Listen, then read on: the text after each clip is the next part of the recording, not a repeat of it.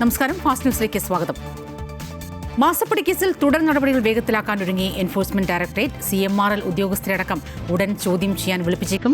ഇന്നലത്തെ റെയ്ഡിനെ തുടർന്ന് 18,36,00,000 242 ബാങ്ക് അക്കൗണ്ടുകൾ മരവിപ്പിച്ചു. അതിൽ 3 പിണറായി വിജയന്റെ മകൾ വീണ വിജയന്റേതാണ്.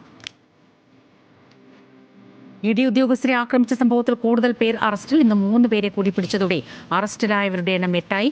ആക്രമണം ആസൂത്രിതമെന്നാണ് EDയുടെ പരാതി. സുരക്ഷാ വീഴ്ച ചർച്ച ചെയ്യാൻ DGPയെ ആഭ്യന്തരമന്ത്രി വീട്ടിലേക്ക് വിളിച്ചു വരുത്തി. പോലീസിന് വീഴ്ച സംഭവിച്ചു എന്ന് പരിശോധിക്കുമെന്ന് സംസ്ഥാന പോലീസ് മേധാവി റവാഡ ചന്ദ്രശേഖർ അറിയിച്ചു. ED റെയ്ഡിൽ ഇന്നും മൗനം തുടർന്ന മുഖ്യമന്ത്രി VD സതീശൻ. പാണക്കാടെത്തിയ മുഖ്യമന്ത്രി മാധ്യമങ്ങളുടെ ആവർത്തിച്ചുള്ള ചോദ്യത്തിന് മറുപടി നൽകിയില്ല. സാദിഖ് അലി ശിഹാബ് തങ്ങളുമായി മുഖ്യമന്ത്രി VD സതീശൻ കൂടിക്കാഴ്ച നടത്തി. വ്യവസായ വകുപ്പ് മന്ത്രി PK കുഞ്ഞാലിക്കുട്ടി, മുസ്ലിം ലീഗ് സംസ്ഥാന ജനറൽ സെക്രട്ടറി PMA സലാം, DCC അധ്യക്ഷൻ VS ജോയ് എന്നിവരും കൂടിക്കാഴ്ച നടത്തി.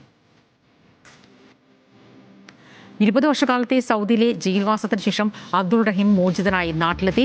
ഏറെക്കാലത്തെ കാത്തിരിപ്പിനൊടുവിൽ റഹീം ഉമ്മയെ നേരിട്ട് കണ്ട നിമിഷം വൈകാരികതയുടേതായി. ഇന്നാണ് ശരിക്കും പെരുന്നാളെന്നാണ് ഉമ്മ പ്രതികരിച്ചത്. ത്യാഗത്തിന്റെയും സഹനത്തിന്റെയും സ്മരണ പുതുക്കി ഇസ്ലാം മതവിശ്വാസികൾ ബലിപ്പെരുന്നാൾ ആഘോഷിക്കുന്നു. ജാതിയുടെയും മതത്തിന്റെയും പേരിൽ ഭിന്നിപ്പിക്കാനുള്ള ശ്രമങ്ങളെ ഒറ്റക്കെട്ടായി പരാജയപ്പെടുത്തണമെന്ന് പാളയം ഇമാം VP ഷുഹൈബ് മൗലവി പറഞ്ഞു.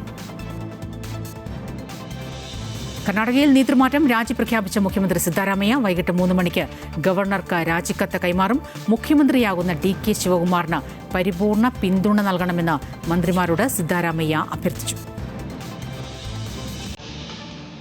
CBSE 12ാം ക്ലാസ് പരീക്ഷയിൽ വീഴ്ചയുണ്ടായെന്നും ഉത്തരവാദിത്തം ഏറ്റെടുക്കുന്നുവെന്നും കേന്ദ്ര വിദ്യാഭ്യാസ മന്ത്രി ധർമ്മേന്ദ്ര പ്രധാൻ. വീഴ്ച വരുത്തിയവർക്കെതിരെ നടപടി ഉണ്ടാകുമെന്നും മന്ത്രി. കേന്ദ്രമന്ത്രി വിളിച്ച ഉന്നതതല യോഗം തുടരുന്നു.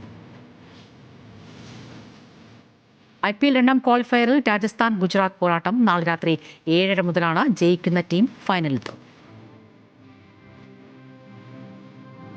ഫാസ്റ്റ് ന്യൂസ് സമാപിക്കുന്നു. നമസ്കാരം.